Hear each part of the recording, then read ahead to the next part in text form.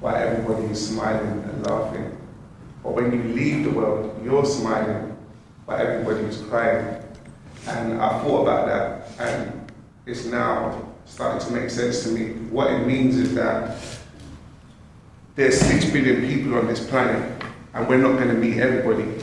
There's a selected few people you're going to meet on your path. So instead of us like crying, we should be happy that we met my mum and experienced her. There's certain people on this planet that's never going to experience her laughs, the way she got upset. They're never going to experience that energy. So it made me realize that for my whole life I've been programmed to mourn people when they leave, but now I'm going to be more excited and smiling and have more joy in their memory.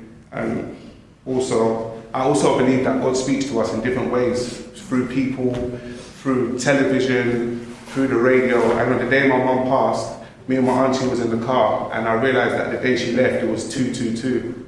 And the person on the radio was talking about how important that day is. So I went on Google and I typed 222, and it said that 222 is a day for angels.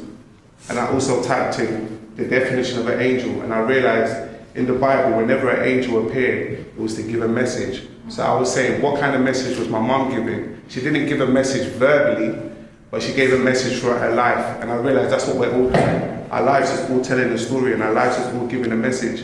And I thought about the message that my mum gave with her life, the way she was with people. All my friends know that's why they're here today. She showed me what it's like to have a beautiful heart.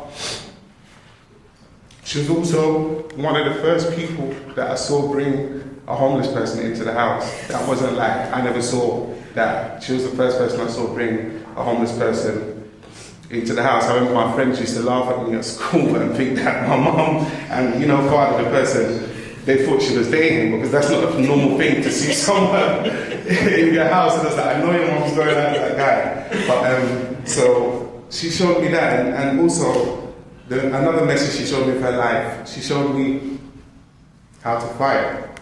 My mum was a fighter. My mum was a fighter. Everything she did, she fought for it. She fought to come into this country. She fought to have me. She lost 2 kids before me. So she fought to have me. She married my dad. He was a boxer.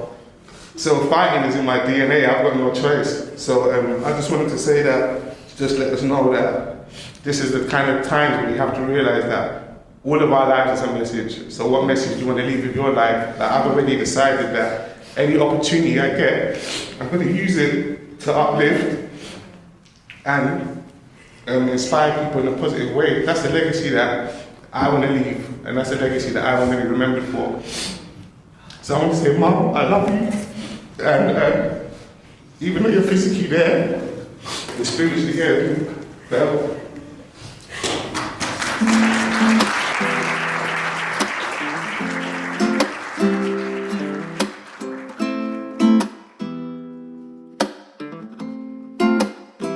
look, one thing you shouldn't do is pretend. Accept your circumstances, but just know that it ain't the end. I got section 3 times, I won't pretend. Diagnosed with schizophrenia, but I knew it weren't the end. If you ever been low, it's not the end. If you've lost your purpose and you don't know where to go, it's not the end. In fact, it's a blessing, my friend. When you're at rock bottom, that's when you get to reinvent and come again. If you ever been low, it's not the end. If you lost your purpose and you don't know where to go, it's not the end. In fact, it's a blessing, my friend. When you're at rock bottom, that's when you get to reinvent. It ain't the end for you. It ain't the end. It ain't the end. And I know you feel like giving up, but it's time to try again. It ain't the end for you. It ain't the end. It ain't the end.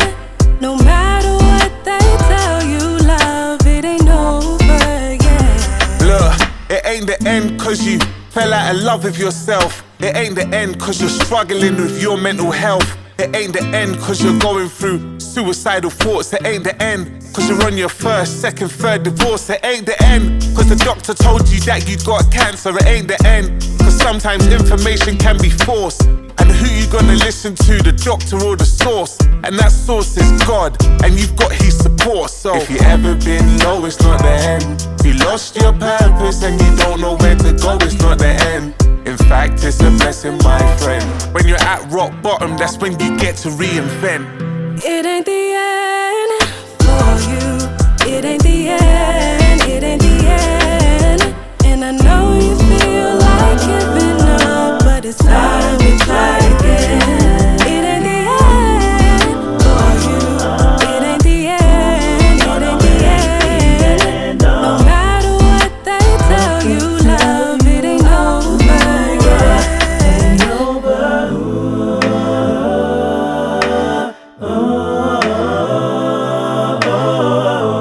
And I know you feel like giving up.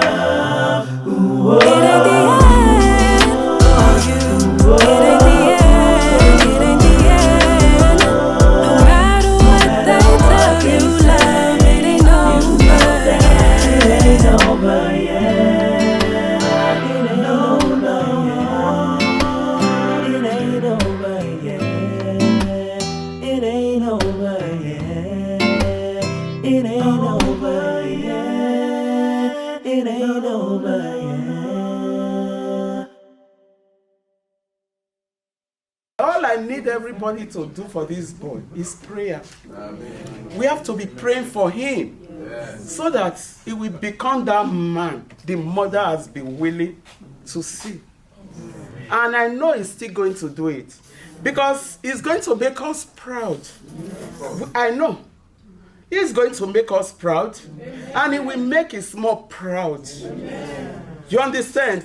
So, this is just the beginning of new thing in his life. Amen. Yeah, God is taking him places. Amen. And the mother will be very proud of him. And our prayer will lead him. Amen. We all should be praying. When you are doing your daily prayer, anytime you are doing your prayer, put him in prayer. Because he's a great child. And he will get to his destination. Amen. So, I'm so happy